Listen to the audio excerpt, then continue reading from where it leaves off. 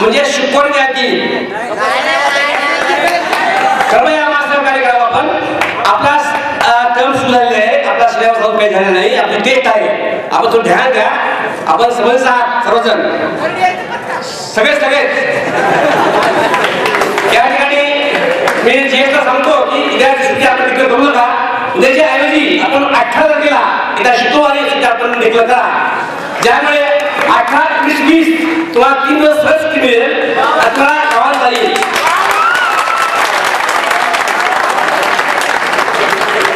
मी आपल्या त्याच्यावर घेणार नाही आहे, कारण आपला कार्यक्रम आपला उशीर सुरू झालेला आहे. आणि म्हणून मी पुढचा कार्यक्रम करण्याकरता मी आमच्या प्राध्यापक बाळाच्या पुत्राला विनंती करतो आणि परत एकदा आपल्या सर्वांचेच मी अभिनंदन करतो. आपण दाखवलेल्या सेवाबद्दल, सहजतेबद्दल मी आपलं कौतुक करतो. आणि या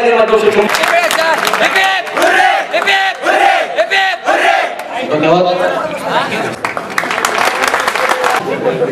पुरणमल लाहोटी शासकीय तंत्र निकेतन कॉलेज के प्राचार्य,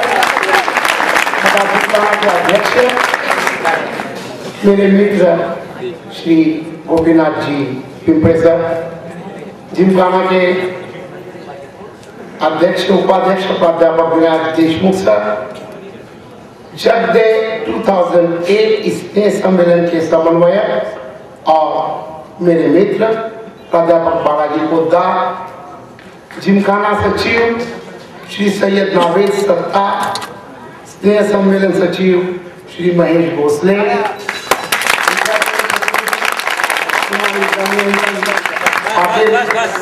उपस्थित सभी शिक्षक वर्ग, सन 2020 तक सही मानों में भारत को विश्व का नेता बनाने के सपने को साकार करने वाले मेरे सभी विद्यार्थी भाई बहन,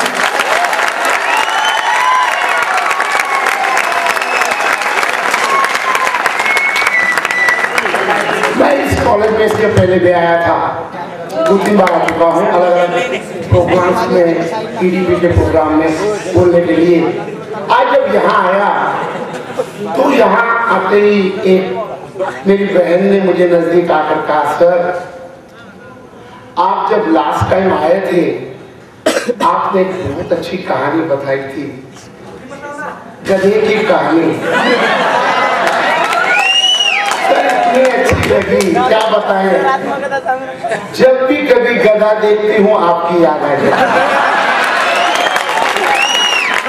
गधे के बहाने से लोगों ने मुझे याद किया।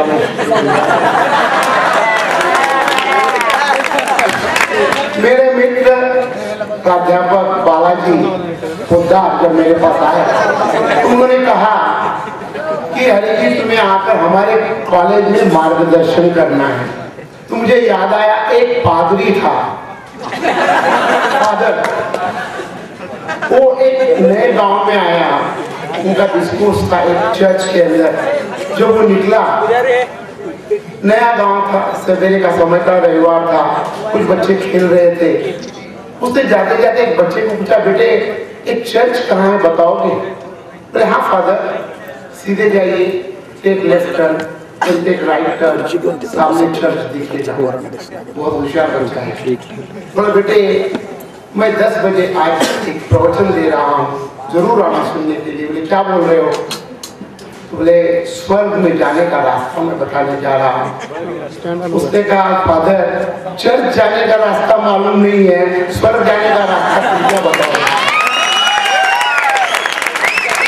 तो मैं यहाँ पर मार्गदर्शन करने नहीं आया हूँ, आप सबका दर्शन करने आया हूँ।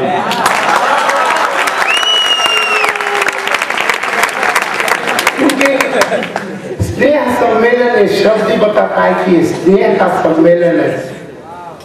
And I remember my college days when I was आए थे हमारे कॉलेज में, और क्यूरियस करने कुछ 1-2-3 बातें इतनी अच्छी बताई, आज भी मेरे जहन के अंदर वो है, शायद मेरे लिए मार्गदर्शक ठहर गई है। तो इसीलिए स्नेह सम्मेलन में आनंद के साथ साथ कुछ बातें हमें जरूर सीखना है। यदि स्पीकर आए आपको अच्छे लगे उनकी कुछ बातें अच्छी लगी, शायद जीवन के लिए उनके जो अनुभव का निचोड़ है हमें देने जा रहे हैं, आपके कुछ फायदा हो जाए। संस्कृत में एक सुभाषित है, अमंत्रम अक्षरम नास्ति नास्ति मूलम वनौषधम अयोगः पुरुषो नास्ति योगः तत्तत्र। इस संसार में ऐसा एक भी अक्षर नहीं जो कि मंत्र न हो, ऐसी एक भी वनस्पति नहीं जो कि औषधि न हो, ऐसा एक भी व्यक्ति नहीं जो कि योग्य न हो, किंतु इस अक्षर का उच्चार इस प्रकार करे तो ये मंत्र बन जाए। इस वनस्पति का उपयोग इस प्रकार करे कि ये औषधि बन जाएगी, और इस व्यक्ति का मार्गदर्शन इस प्रकार करे कि ये मानव से महामानव बन जाएगा। ऐसे मार्गदर्शन इस संसार में बहुत कम है। तो हो सकता है कोई ऐसा मार्गदर्शक हमें मिल जाए कि हमारे भविष्य के जीवन की एक ठोकर हमें बच जाती है। तुलसीदास का अपने पत्नी के साथ बहुत प्रेम था। जब वो उसकी पत्नी मैके गई, विरह आदमी सहन नहीं हुई, अंधियारी रात, अमावस की रात पत्नी से मिलने निकल पड़े।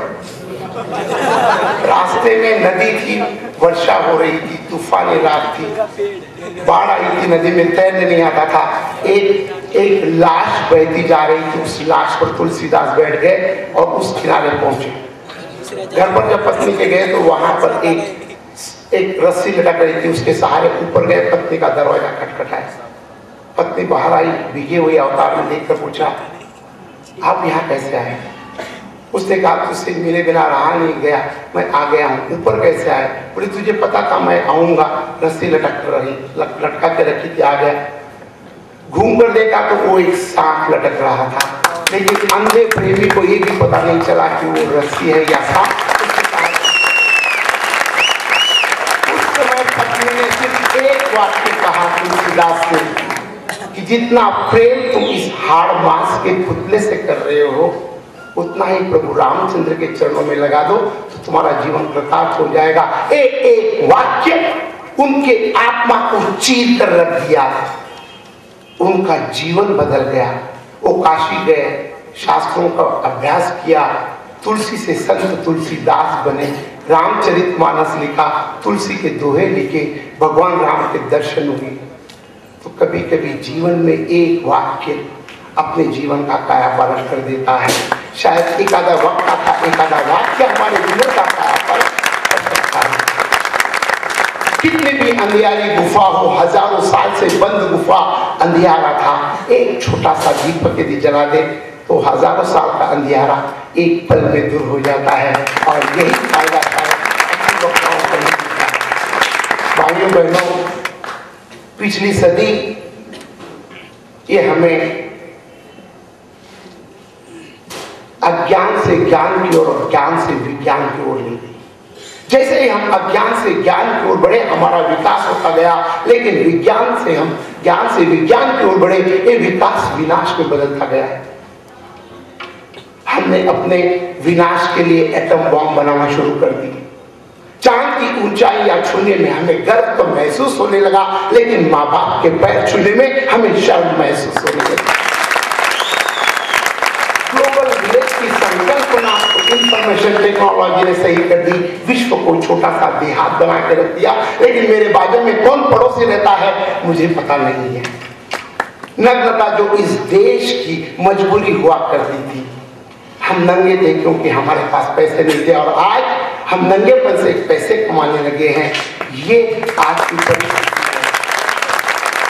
हमारी संस्कृति, हमारी परंपराएं, हमारी विरासत इस धरातल पे जा रही है। आज एक विचार करने की आवश्यकता आ गई है। गुरु जो हमारे लिए आज माता पिता गुरु ये सब सर्वश्रेष्ठ माने जाते थे, लेकिन आज समय के साथ साथ गुरु की ओर देखने का हमारा दृष्टिकोण भी बदलते जा रहा है। हमारे संतों ने लिखा है कि सब धरती कागज करूं, लेखन सब बन रहा है, सात समुद्र की मसी करूं, गुरु गुण लिखा न जाए। इस पूरे धरती का मैं कागज बना लूं, इस पूरे वृक्षों का वन राई का मैं लेखनी बना लूं, सातों समुद्र की स्याही बना लूं, फिर भी गुरु के गुण वर्णन नहीं कर सकते। ये गुरु की महत्ता हमें बताई गई है। तुलसीदास जी ने रामचरितमानस में लिखा है, माता पिता गुरु प्रभु की वाणी, बिना ही विचार करिए शुभ जानी। माता पिता गुरु और प्रभु, इन चारों के आदेश, इन चारों की वाणी बिना विचार किए मान लेनी चाहिए, क्योंकि ये हमारे भले के लिए कहते हैं। ये हमें आज हम शिक्षक को शायद हमसे तनख्वाह लेने वाला एक व्यक्ति मानने लगे हैं, लेकिन एक थोड़ा सीरियस थॉट इसको देने की आवश्यकता है। शिक्षक को हमारे पहले जमाने में मास्टर कहते थे। मास्टर का मतलब क्या है? सबसे बड़ा गुरु अपने जीवन में कौन है? सबसे पहला गुरु माँ है, और मास्टर का मतलब जो माँ के स्तर पर जाकर शिक्षा देता है वो मास्टर। और ये बात हमें शिक्षकों को याद रखना है, हमारे शिक्षकों को ध्यान रखना है। ये विद्यार्थी यानी मेरे बालक है, ये भावना जब दोनों को एक दूसरे के लिए आपस में आ जाएगी, सही मानों में शिक्षा पूरी होगी, अन्यथा कभी पूरी नहीं होगी। शिक्षक के लिए हमारे मन में हमेशा कभी भी आदर और विनम्रता रहनी चाहिए। एक राजकुमार था गुरुकुल के अंदर, जब शिक्षा पूर्ण करके निकला, जब वो गुरु के पैर पड़ने लगा, गुरु ने जोर से एक गुद्दा उसके पीठ में मारा। बड़ा बुरा लगा राजकुमार को, लेकिन गुरु से पूछा नहीं मैंने क्यों मारा गुरु जी आपने। जब उसका राज्याभिषेक था, सभी मेहमानों को बुलाया गया था, गुरुजी को भी आमंत्रण था, गुरुजी आए, राज्याभिषेक हुआ, राजकुमार राजा बना।